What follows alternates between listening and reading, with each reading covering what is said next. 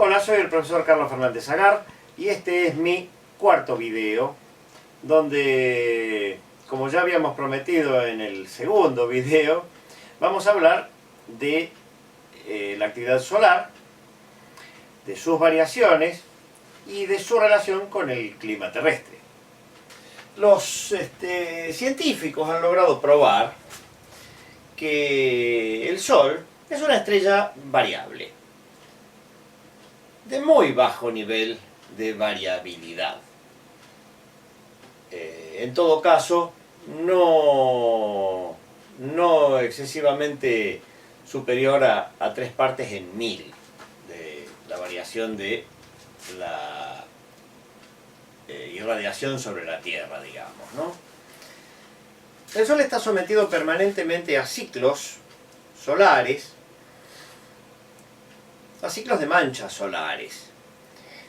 Esos ciclos de manchas solares tienen picos máximos cada 11 años y a su vez están modulados por otros ciclos solares mayores que tienen un periodo del orden de los 178 años. Es decir, se suele llamar los ciclos cuasi bicentenarios, por esa cualidad.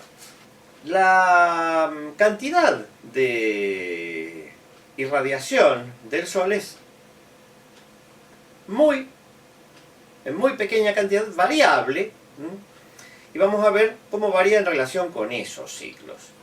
Hay dos parámetros del Sol que pueden sufrir modificaciones y que influyen sobre la irradiación solar total que nosotros recibimos. Hay otros motivos por los cuales puede variar la cantidad de irradiación que nosotros recibimos, tales como el afelio y el perihelio terrestre, o la variación a largo plazo de esos afelios y perihelios, y otros factores. Pero vamos al Sol, es decir, vamos a la lamparita, no a qué distancia estamos de la lamparita. Ese Sol, al igual que una lamparita cuando le damos un voltaje ligeramente superior, cuando en los máximos de los ciclos solares, esos ciclos de 11 años, cuando hay muchísimas manchas, más de 200 manchas, por ejemplo, puede tener un diámetro ligeramente superior al que tiene durante un mínimo solar. Entre un máximo y un mínimo solar de 11 años puede haber una diferencia de 500 kilómetros en el diámetro y de hasta unos 1600 kilómetros entre un máximo de 200 manchas, por ejemplo, y un mínimo de 0 manchas solares. Es decir, en el final de ese periodo cuasi bicentenario.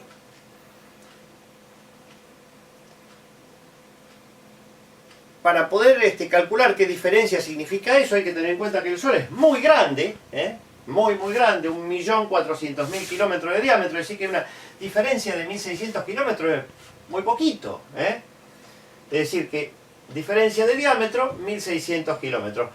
Eso arroja, cuando calculamos la superficie, ya que lo que nosotros vemos del Sol es su superficie radiante, lo que nos interesa para saber la cantidad de radiación es cuántas unidades de superficie están transmitiendo esa radiación, es del 0,22%, entre el Sol más pequeño, correspondiente a un Sol más frío, y el Sol más grande, correspondiente a un Sol más caliente, según esas variaciones en los ciclos de 11 años que se producen cada 178 años.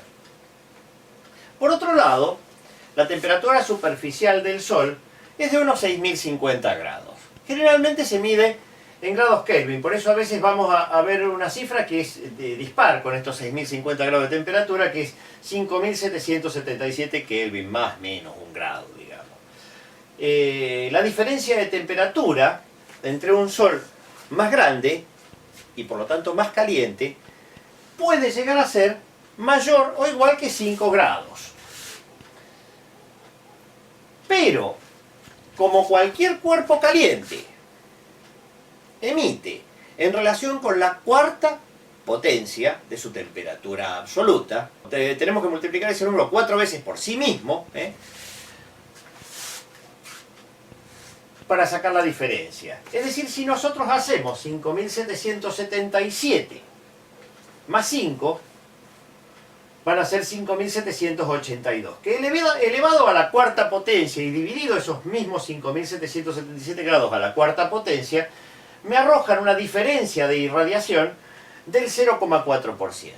Agregando ambos efectos, la irradiación total entre un máximo solar, entre el máximo de un máximo solar y el mínimo de un mínimo solar, puede llegar a ser mayor o igual que el 0,6%. Con solamente la mitad de ese valor de diferencia, la irradiación solar, que está en el orden de los 1.364 vatios por metro cuadrado, de la cara de la Tierra expuesta al Sol, puede llegar a sufrir una variación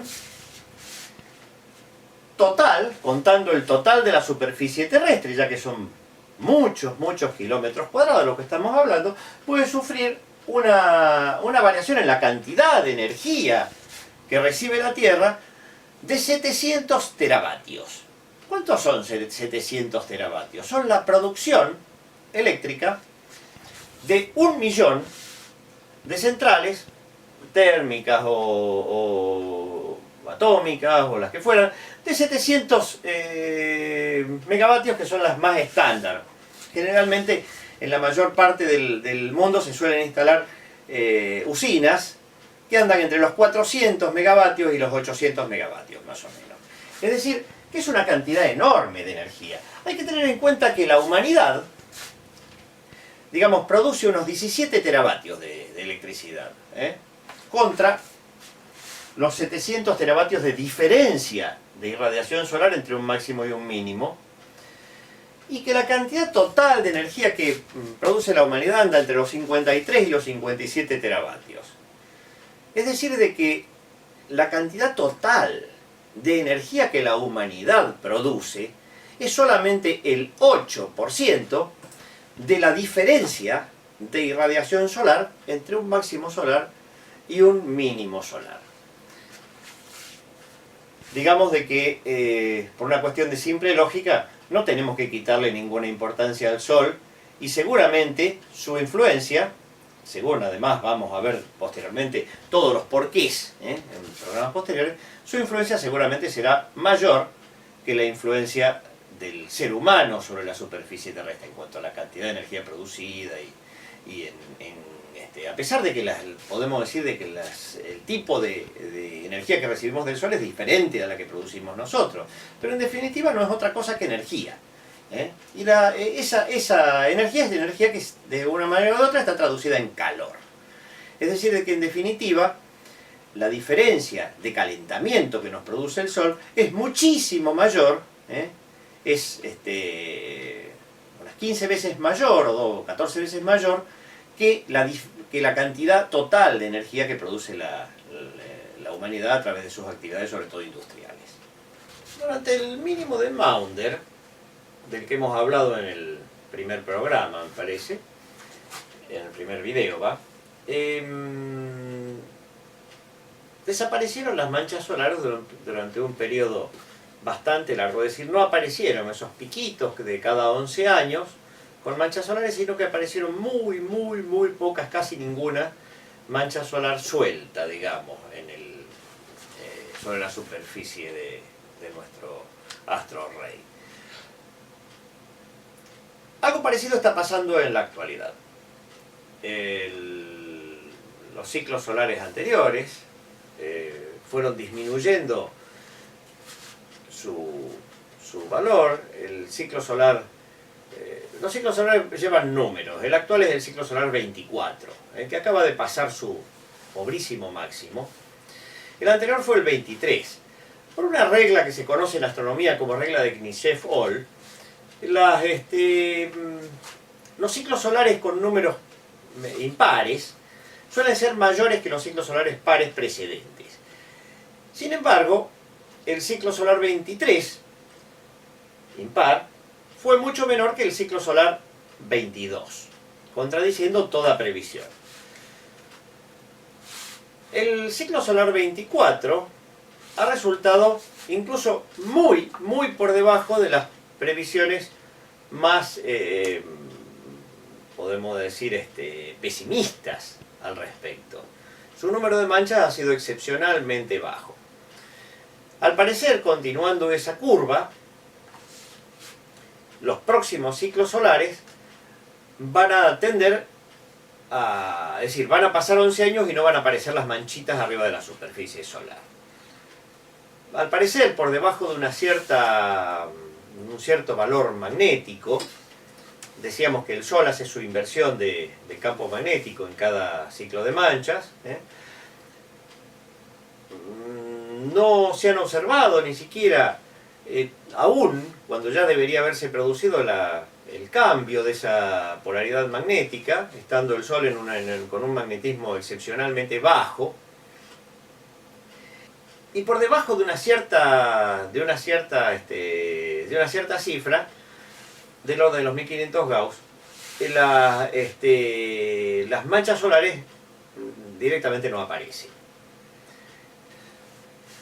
Hemos dicho también que, además de periodos de gran frío, como fue el mínimo de Maunder, que coincidió, digámoslo nuevamente, con un periodo muy bajo, casi carente de manchas solares, hubo periodos de más calor que el actual. A pesar de que el hombre, digamos, no sabía hacer, no tenía todavía actividades industriales, no sabía hacer más que una hoguera para calentarse. En esa época, los vikingos, alrededor del año 1000, colonizaron Groenlandia, le pusieron el nombre Groenlandia, país verde, porque al parecer las costas groenlandesas tenían hierbas o lo que sea de color verde, cosa que no ha vuelto a producirse en la actualidad a pesar del aumento de temperaturas producidas durante el siglo XX. Sin embargo, parece que el siglo XXI nos reserva la sorpresa de ser excepcionalmente frío. Así lo han pronosticado algunos científicos solares muy importantes, como el doctor Abhibunyot Samatov, por ejemplo, director del observatorio de Pulkovo, en San Petersburgo, director de heliofísica y director del proyecto ruso-ucraniano en la Estación Espacial Internacional. Como él, miles de científicos a lo largo de todo el planeta se están dando cuenta que este tema del calentamiento global antropogénico hace agua por todos lados. Con eso no digo que el dióxido de carbono atmosférico no pueda llegar a tener algún tipo de acción climática. En realidad, las últimas teorías que hay al respecto más bien contradicen este hecho. Hay dos estudios independientes, uno de ellos de científicos incluso de la NASA, que dicen que el dióxido de carbono tiene un papel enfriador en la atmósfera, ya que cuando asciende junto con los demás gases atmosféricos por encima del lugar donde se congela el hielo y donde por lo tanto la atmósfera pasa a estar seca, en la zona de los 10.000 a los, digamos, 17.000 metros, el dióxido de carbono está solo ahí. Y al parecer lo que está haciendo es liberar calor. Es decir, el calor que ganó en la superficie terrestre, como tiene un calor específico bastante elevado, es decir, la capacidad de transportar calor del dióxido de carbono es importante, al parecer tiene el valor de un enfriador. Según Abdus-Samatov, el valor de irradiación solar total durante el siglo XX ha sido el más elevado de los últimos 800 años. Por supuesto que su teoría tiene bases muy sólidas. En próximos programas vamos a hablar de la paleoclimatología, es decir, la ciencia que nos dice cómo era el clima antiguo, antes que tuviéramos termómetros, barómetros y todo tipo de instrumentos para poder medir los parámetros atmosféricos. Y bueno, de cómo era nuestro clima anterior, de nuestro clima antiguo, tenemos muchísimo que aprender. Actualmente se comprueba que los hielos árticos, por ejemplo, han recuperado superficie, es decir, antárticos. La capa de hielo actual de la Antártida en extensión es la más grande de la que jamás se tenga recuerdo, desde la época en que se empezó a explorar la Antártida. Desde el año, digamos, 2003 a la actualidad, en principio, para ponerle un límite, porque hay un poco de disparidad de datos de cuándo la temperatura dejó de aumentar. Desde el año 2003, los océanos, por ejemplo, según digamos, uno de los estudios más serios que se han, y completos que se han hecho al respecto, de Craig y Lully, estudio que ha sido corroborado por Lyman, Levitus, es decir, otra serie de especialistas en el tema de primerísimo nivel, ha disminuido, digamos, la temperatura de los mares está disminuyendo en muy pequeña cantidad, unos pocos milésimos de grado. Es decir, la cantidad de calor que pierden los océanos es algo así como 14.700 trillones de calorías menos. Es decir, eso significa para la enorme masa de los océanos una variación en temperatura muy pequeña, pero está indicando de que algo está pasando con el planeta. Si los océanos se empiezan a enfriar, por algo es. Obviamente que la irradiación solar total también ha sufrido pequeñas disminuciones, desde el mayor máximo solar del siglo XX hasta la actualidad. En nuestro próximo video vamos a volver sobre el tema del movimiento solar inercial, que empezamos a ver en nuestro video anterior, y vamos a ver qué relación tiene ese movimiento con las variaciones en la actividad solar. Es decir, qué pasa con nuestro brasero, que es el Sol, cuando lo sacudimos. Ustedes saben que esa expresión de sacudir el brasero es todo aquel que ha tenido oportunidad de calentarse con un brasero, sabe que sacudiendo el brasero cae la ceniza y entonces se expone la brasa directamente, que debido a que absorbe más oxígeno, produce más combustión y por lo tanto más cantidad de calor, ¿no? Será hasta nuestro próximo video en que vamos a hablar del movimiento solar inercial y su relación con la actividad solar.